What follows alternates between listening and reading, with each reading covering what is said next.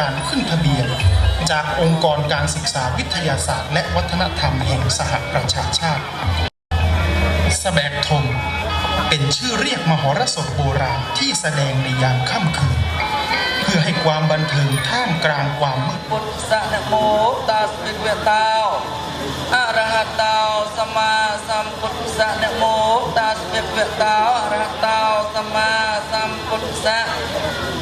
เอหิเมะเมะเอหิเมะเมะเอหิเมะเมะ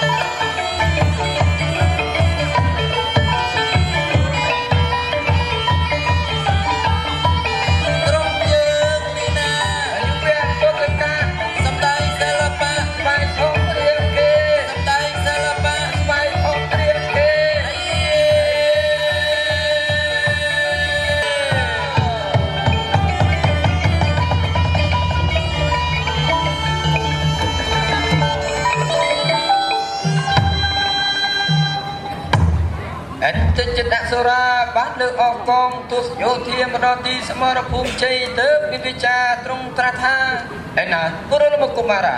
การนับไล่แสกระตูลบริชนกโจบากล่าวสุดสาจองอันให้บาลังกงเลือกจิรธาจำเปิดสเกรียมใจจมือมนุษย์สาจนากุรลมกุมาระทรงตัวบริมเจียกระตูลเห็นจิตตสุราบ้านมาราบาลืออันเจตอสุราตระดับตื่นชนหายกุมาราก่อนโซนใส่เต็มไปมนพริกธากลาธมาโอ้ยจำจันทร์บงเสรซา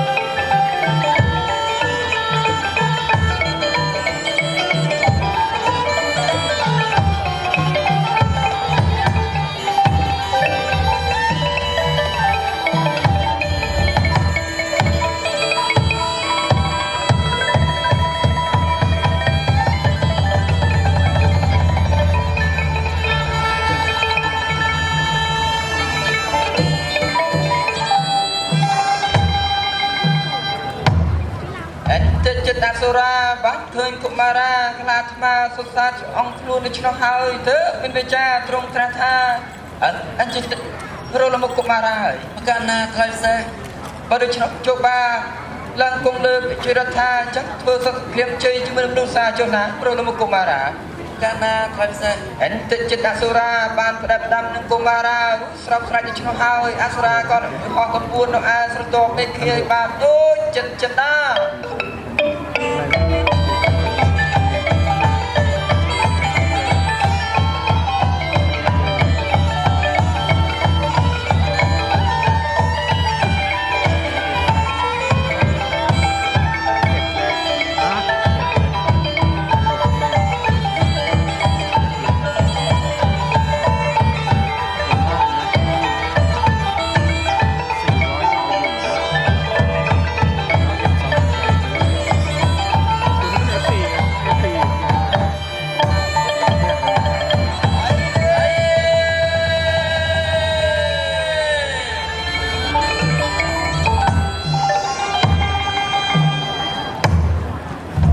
វិរលមុខកុមារាដាស់កលាឆ្អងអតិចិត្តបានទឹកអស់កងអស់ពូពលសកលយោធាតាំងឆហោយកវិជ័យឲ្យរកក្រៅទៅដល់កងសុវណ្ណព្រះពលាជ័យព្រះរាមា